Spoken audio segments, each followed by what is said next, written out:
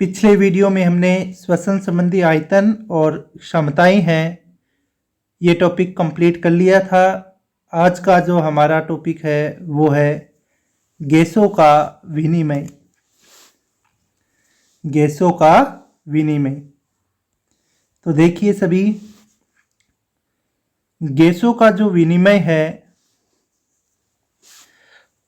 श्वसन के अंदर ऑक्सीजन गैस है वो तो अंदर ग्रहण की जाती है और कार्बन डाइऑक्साइड है वो शरीर से बाहर निकाली जाती है। तो ये जो गैसों का विनिमय है, शरीर के अंदर ऑक्सीजन को अंदर लेना, अंदर लेकर उसको शरीर के सभी भागों तक पहुंचाना और सभी भागों से जो कार्बन डाइऑक्साइड है उसको शरीर से बाहर निकालना, ये पूरी प्रक्रिया किस प्रकार होती है वो हम गैसों के विनिमय में पढ़ेंगे। देखिए, गैसों का विनिमय कुपिकाओं से रक्त में होता है। गैस है वो कुपिकाओं से रक्त में जाती है और रक्त से वापस कुपिकाओं में आती है। ये गैसों का जो विनिमय है कुपिकाओं से रक्त में वो होता है विसरण द्वारा। विसरण होता है पदार्थ के अणुओं का अपनी अधिक सांद्रता से कम सांद्रता की ओर जाना, विसरण कहलाता है। विसरण का अर्थ होता है फैलना। जहां पर अधिक सांद्रता होती है उस साइड से कम सांद्रता की ओर पदार्थों का जाना विसरण कहलाता है। गैसों का विनिमय रक्त और ऊतकों के बीच विसरण द्वारा होता है। गैसों का विनिमय रक्त और ऊतकों के बीच में विसरण के द्वारा होता है।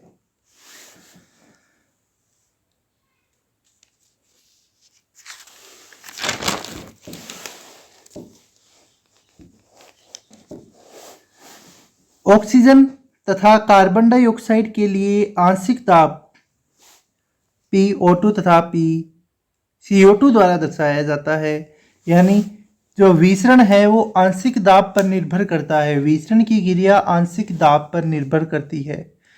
जब ऑक्सीजन की सांद्रता बाह्य वातावरण की सांद्रता से शरीर में कम होती है तो शरीर है वो बाहर से ऑक्सीजन को अंदर लेता है। ऐसे ही जब शरीर में कार्बन डाइऑक्साइड की सांद्रता बाह्य वातावरण से अधिक हो जाती है तो शरीर कार्बन डाइऑक्साइड को बाहर त्यागता है। तो जो शरीर के अंदर सांद्रता है ऑक्सीजन और कार्बन डाइऑक्साइड की, इसके आंशिक दाब को हम ऑक्सीजन के आंशिक दाब को हम PO2 के द्वारा और कार्बन डाइऑक्साइड के आंशिक दाब को हम PCO2 द्वारा दर्शाते हैं। CO2 की घुलनशीलता O2 की घुलनशीलता से 20 से 25 गुना अधिक होती है। यानी CO2 है इसकी घुलनशीलता है वो अधिक होती है, जबकि O2 की ऑक्सीजन की घुलनशीलता कम होती है। अतः विशित होने वाली CO2 मात्रा O2 की तुलना में अधिक होती है। यानी जो कार्बन डाइऑक्साइड है इसकी मात्रा O2 की तुलना में अधिक होती है। इसको एक टेबल के द्वारा हम समझ सकते हैं। देखिए, O2 ऑक्सीजन है वो वायुमंडल में 20.9% है, जबकि कार्बन डाइऑक्साइड है ये 0.3% है। O2 है इसकी वायु कुपिका में इसका आंशिक सांद्रता 104, आंशिक दाब उसका 104 होता है, जबकि CO2 का आंशिक दाब वायु कुपिकाओं में 40 होता है। अनॉक्सीकृत रक्त में कार्बन डाइऑक्साइड है ये ज़्यादा मात्रा में पाई जाती है, जबकि ऑक्सीजन है इसका आंशिक दाब बहुत ही कम होता है। ऑक्सीकृत रक्त है इसमें ऑक्सीजन का आंशिक दाब है वो अधिक होता है, 95 होता है, जबकि कार्बन डाइऑक्साइड का आंशिक दाब 40 होता है। रक्त और ऊतक में ऑक्सीजन का आंशिक दाब 40 जबकि कार्बन डाइऑक्साइड का आंशिक दाब 45 होता है। तो ये गैसों का विनिमय टॉपिक है वो कंप्लीट हो गया अपना। चैप्टर का लास्ट अंतिम टॉपिक है गैसों का परिवहन। समझिएगा सभी, गैसों का परिवहन। O2 व CO2 का परिवहन का माध्यम रक्त होता है। O2 और CO2 है वो शरीर में रक्त के द्वारा एक ऊतक से दूसरे ऊतक तक पहुंचती है, या फिर हम ऐसे बोल सकते हैं सभी भागों में जो कार्बन डाइऑक्साइड है वो रक्त से फेफड़ों में आती है, और फेफड़ों से ऑक्सीजन है वह रक्त के द्वारा ही शरीर के सभी भागों तक पहुंचती है। लगभग 97% ऑक्सीजन का परिवहन आरबीसी द्वारा होता है। ऑक्सीजन है टोटल जो शरीर में जितने भी ऑक्सीजन है उस ऑक्सीजन का 97% है वो आरबीसी परिवहन करती है, जबकि 3% है वो प्लाज्मा के द्वारा घुलित अवस्था में इसका परिवहन होता है। इसी प्रकार लगभग 20 से 25% कार्बन डाइऑक्साइड का परिवहन आरबीसी द्वारा होता है, जबकि 70% कार्बन डाइऑक्साइड है इसका परिवहन बाइकार्बोनेट आयन के रूप में होता है। 7% CO2 प्लाज्मा द्वारा घुली अवस्था में इसका परिवहन होता है। यानी कुल ऑक्सीजन शरीर में कुल ऑक्सीजन का 97% आरबीसी परिवहन करती है, जबकि 3% है वो प्लाज्मा द्वारा घुली अवस्था में परिवहन होता है।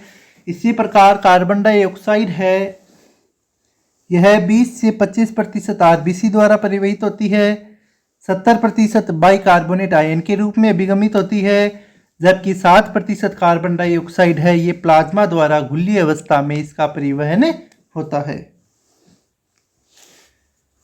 देखिए अब हम पढ़ेंगे ऑक्सीजन का परिवहन। आरबीसी में उपस्थित हीमोग्लोबिन से ऑक्सीजन जुड़कर ऑक्सी हीमोग्लोबिन बनाती है। शरीर में जो आरबीसी है लाल रक्त कणिकाएं, इन लाल रक्त कणिकाओं से ऑक्सीजन जुड़कर आरबीसी प्लस ऑक्सीजन, आरबीसी और ऑक्सीजन आपस में जुड़कर ऑक्सी हीमोग्लोबिन बनाती है। आरबीसी में लाल रंग का वर्णक हीमोग्लोबिन उपस्थित होता है। इस हीमोग्लोबिन से ऑक्सीजन जुड़कर ऑक्सी हीमोग्लोबिन का निर्माण करती है। एक हीमोग्लोबिन 4 O2 के अणुओं का वहन कर सकता है, यानी एक हीमोग्लोबिन के अंदर 4 ऑक्सीजन के अणु है वो जुड़ सकते हैं। O2 अपने आंशिक दाब के कारण हीमोग्लोबिन से जुड़ पाता है, यानी आंशिक दाब के कारण ही ऑक्सीजन है वो हीमोग्लोबिन के साथ जुड़ता है। हीमोग्लोबिन की ऑक्सीजन से प्रतिशत को ऑक्सीजन के आंशिक दाब के सापेक्ष आलेखित करने पर सिग्मोइड कर्व है वो प्राप्त होता है। एस आकार का वक्र है इसको सिग्मोइड कर्व बोला जाता है, वो प्राप्त होता है। इस वक्र को वियोजन वक्र भी कहा जाता है। कोशिकाओं में ऑक्सीजन का आंशिक दाब अधिक होने पर, कार्बन डाइऑक्साइड का आंशिक दाब कम होने पर तथा हाइड्रोजन की सांद्रता कम होने पर या और तापक्रम है वो कम होने पर ऑक्सीजन ऑक्सी हीमोग्लोबिन बनाता है, और ऑक्सी हीमोग्लोबिन के रूप में यह ऊतकों में पहुंचता है।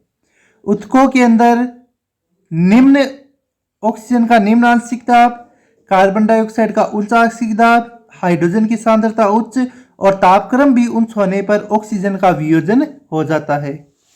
यानी जब ऑक्सीजन का आंशिक दाब कम होता है तो ऑक्सीजन हीमोग्लोबिन के साथ जुड़ जाती है। जब ऑक्सीजन का आंशिक दाब कम होता है, निम्न होता है, तो ऑक्सीजन का वियोजन हो जाता है। ठीक है, एक बार वापस देख लीजिए, समझ लीजिए। जब ऑक्सीजन का आंशिक दाब अधिक होता है तब ऑक्सीजन है वो हीमोग्लोबिन से जुड़ती है और ऑक्सी हीमोग्लोबिन बनाता है। जब ऑक्सीजन का आंशिक दाब निम्न होता है, कम होता है, तो यह हीमोग्लोबिन से अलग हो जाती है। अतः O2 हीमोग्लोबिन से फेफड़ों की सतह से बांधता है और ऊतकों में वियोजित हो जाता है। अंतिम पॉइंट है कार्बन डाइऑक्साइड का परिवहन। तो CO2 हीमोग्लोबिन द्वारा कार्बोमिनो हीमोग्लोबिन के रूप में परिवहन की जाती है।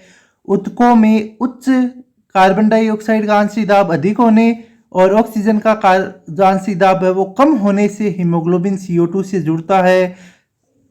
CO2 का आंशिक दाब अधिक होने से हीमोग्लोबिन के साथ CO2 है वो जुड़ पाता है।